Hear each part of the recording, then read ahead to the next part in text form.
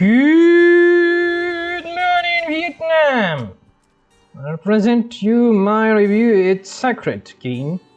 It's named also King of the Darkness in my language for some kind of reason I don't know, but it's sacred for you. It's made by developers who also made Morrowind, Diablo 2nd, Warcraft 3rd, Half-Life 2nd. Well, as I understand, they were only partially involved with Morrowind. Also, the game is incredibly irritating, and I didn't like it. And it's a rather strangely illustrative example because the game is bad.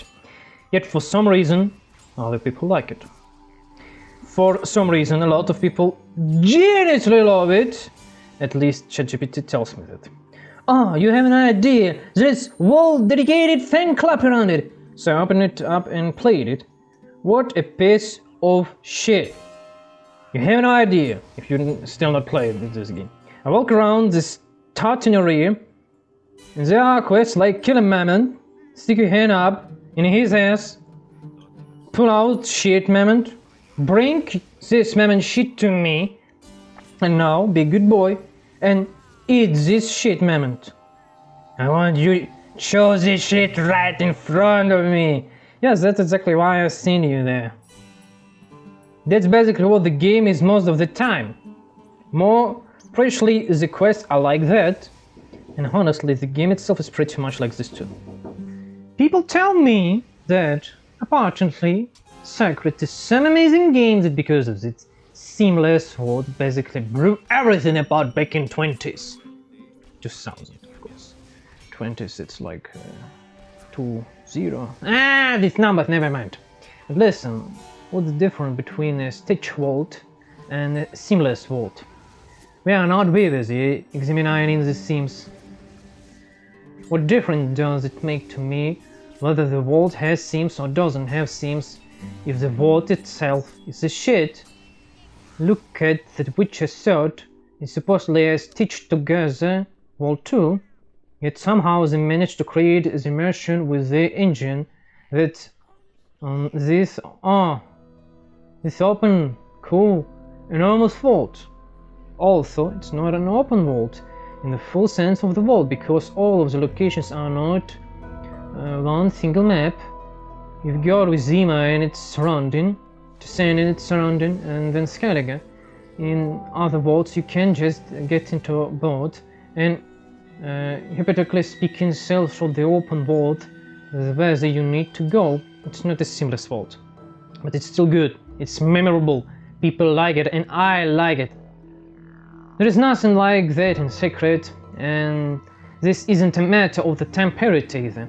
It's not like they made shitty games in 2000s and now we make the best games. No, there were periods when games were made well, then there were periods when the game were made badly, and there will be made well again.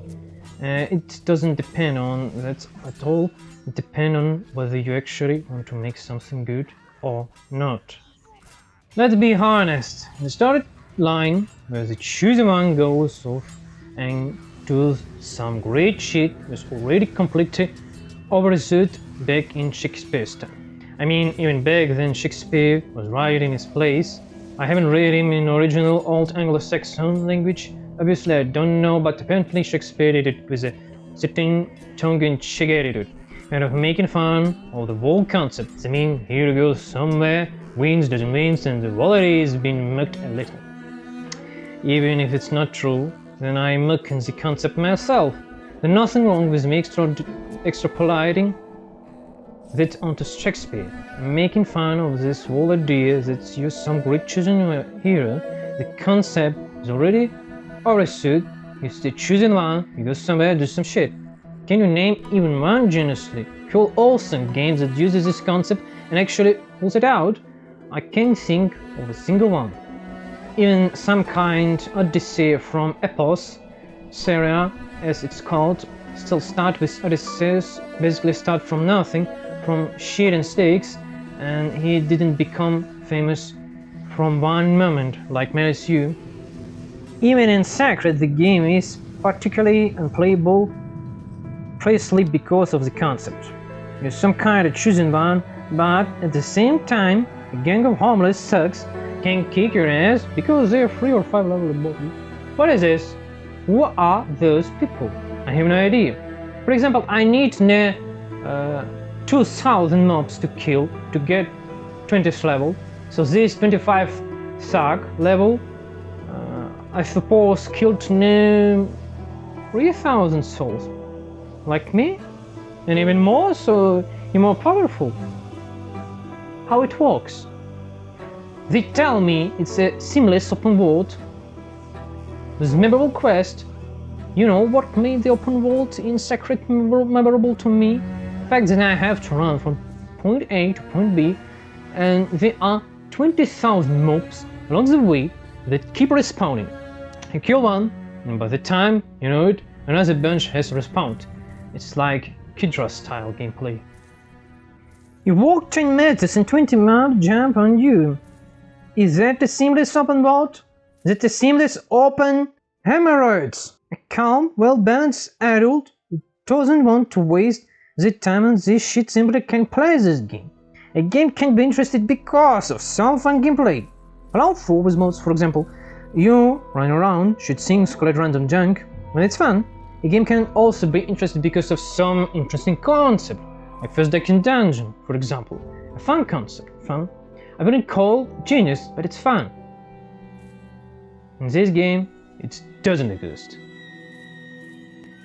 And The Witcher 3 is a good concept too. For example, good swearing in this game. When dwarf says something like this, you immediately like, it's a good A project. I'd even say A class project. You know, the 2 A's or maybe 3 or maybe 4 on the top of that. He is a masterpiece. Swearing in this game grateful. Maybe because of language barrier you can't understand it, but in Polish language or like Ukrainian or some kind Russian or some kind Belarus language, you can understand the swearing and it's grateful. It's masterpiecely various and it's good. And what the secret leave me with? Nothing. Most of the quest basically bring me some man shit. A couple of dumb jokes and that's it.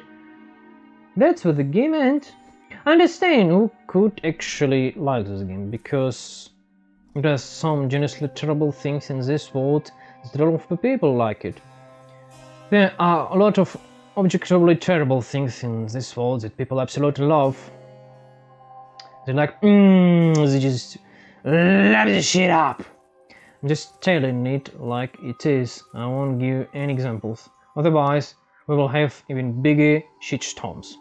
And the video will probably end up buried in the back areas on YouTube anyway, because I'm already bringing up all kinds of forbidden topics.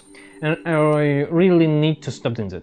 So yeah, there are things that a lot of people like, and you look at them and go, what a piece of shit! For example, the original Morrowind, the original Skyrim. Original Skyrim, as I've already said, gets 4 points out of 10 at most. It's basically unplayable. With mods, it's playable and great, even great. With mods, it's actually very playable and could be grateful, especially with neural network Skyrim. Playable, but otherwise, no. This scenario with Sacred 2. It's the same thing with Sacred, just like with Morrowind, just like with Skyrim, and even with Fallout 3 and 4. At first, something about them actually looks pretty decent and appealing. But as soon as you start getting closer, you immediately smell it. You're like, okay, let's give it a try. And then they just feed some kind of foul-smelling slime right in your face, and you crying, I got in my eyes, bloody hell, again, what is this shit? That's exactly how I feel about those games. How can anyone play this? I don't understand. It's like the game never had any beta testers. They made it on the fly, then went, whatever, we will fix the bugs and some of the nefarious lady if we need to. And then they were like, I don't want to. A new Pong game came out. That's it. I don't want to play anymore. I mean, I don't want to fix the game anymore. It's like that how the developers just walk away from it. Because I looked into it and who even remembers Diablo 2? What kind of game is this? Is this enough famous or great? No. Warcraft 3rd. But the basic idea of Warcraft, that kind of fantasy world, is pretty cool. But game, no. Half-Life 2nd, it even doesn't exist. Gabe Newell even don't try to say that we're making this game. Everyone goes on about how amazing and immersive it. I haven't played, so I can't say anything about this. But its game doesn't exist, as I remember. Morrowind. And here we go again with this all choosing one bullshit. I'm already sick of it, which is a perfect example showing that if you make a game that isn't about some choosing one, it will get way more, whatever, way more richer and success. And The Witcher 4 will show you that if you make a game about some choosing pussy marries you girl, even if it wasn't a woman, even if it was some other kind of marries you some little bastard, transgender or a fury, it doesn't matter, people still would not like this game. So Morrowind goes in the trash too. Warcraft can basically go in the trash as well, because I can't remember a single decent story in Warcraft. It's the same thing again. Bad guys against good guys against bad guys. I'm tired of this. It's easy for the focus on some genuinely good aspect. For example, you have a cool concept, like in The Witcher, or a good story, like in The Witcher, great jokes, like in The Witcher, or a strong gameplay, like in The Witcher, meaning it's simply fun to play. To run around the wasteland, shoot homeless guys, and collect all kind of shit. If that's the case, then great. Otherwise, class, just deny the right to play this game. I can't play it, and I don't recommend it to either, unless of course you enjoy that burning sensation in your ass like someone shoving a stapler up there. Then go ahead and play it. It's so tired for me to make reviews like this. Or maybe I should say that it's a grateful game about any game. It's masterpiece grateful game. And maybe I would get more colored paper for this. Who knows, who knows?